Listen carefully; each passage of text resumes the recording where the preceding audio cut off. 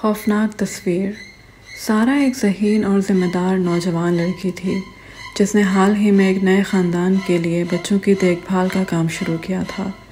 یہ خاندان ایک پرانے لیکن خوبصورت بڑے گھر میں منتقل ہوا تھا جو شہر کے قدرے سنسان علاقے میں واقع تھا۔ گھر اندر سے جتنا خوبصورت تھا اتنا ہی عجیب بھی محسوس ہوتا تھا۔ دیواروں پر لگی پرانی تصویریں، اونچی چھتیں، لکڑی کی سیڑھیاں جو ہر قدم پر چرچراتی تھیں، یہ سب کچھ دن میں تو ٹھیک لگتا تھا، مگر جیسے ہی سورج غروب ہوتا ہر چیز خوفناک لگنے لگتی۔ ایک رات سارا معمول کے مطابق بچوں کو سلا چکی تھی۔ دونوں بچے اپنے کمروں میں مزے سے سو رہے تھے۔ سارا نیچے لاؤنج والے کمرے میں بیٹھی کچھ پڑھ رہی تھی کہ اس کی نظر سامنے دیوار پر لگی ایک تصویر پر جا ٹکی۔ یہ تصویر ایک عورت کی تھی، سفید لباس میں ملبوس، سنجیدہ چہرہ، آنکھوں میں گہری اداسی اور کچھ عجیب سی سرد مہرے۔ تصویر کافی پرانی لگ رہی تھی، شاید دہائیوں پرانی۔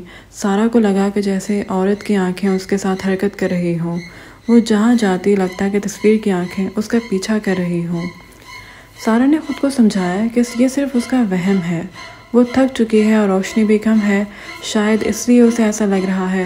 لیکن جیسے ہی وہ صوفے پر واپس بیٹھ کر دوبارہ پڑھنے لگی، اسے صاف محسوس ہوا کہ تصویر کی آنکھوں نے پلک جھپکائی ہے۔ اس کا دل زور زور سے دھڑکنے لگا۔ وہ آہستہ سے اٹھی اور تصویر کے قریب گئی تاکہ اچھی طرح دیکھ سکے۔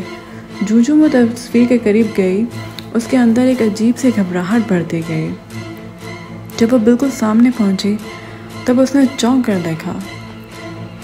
وہ تصویر دراصل ایک پینٹنگ نہیں تھی بلکہ ایک کھڑکی تھی، بہت مہارت سے بنایا گیا ایک فریم جس کے پیچھے پردہ لگا ہوا تھا اور اس کے پیچھے کوئی موجود تھا۔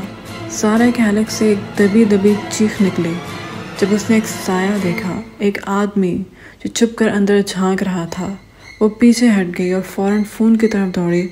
اس نے 911 پر کال کی اور گھر کے قریب دروازے سب بند کر دیے۔ پولیس کچھ ہی منٹوں میں پہنچ گئی۔ تلاشی کے دوران پتہ چلا کہ وہ آدمی پچھلے کچھ دنوں سے اس کے گھر کے آس پاس گھوم رہا تھا۔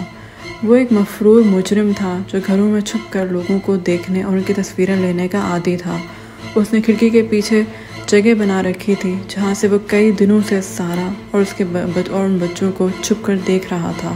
پولیس نے اسے گرفتار کر لیا اور سارا کی حاضر دماغی کی وجہ سے ایک ممکنہ خوفناک واقعہ ٹل گیا۔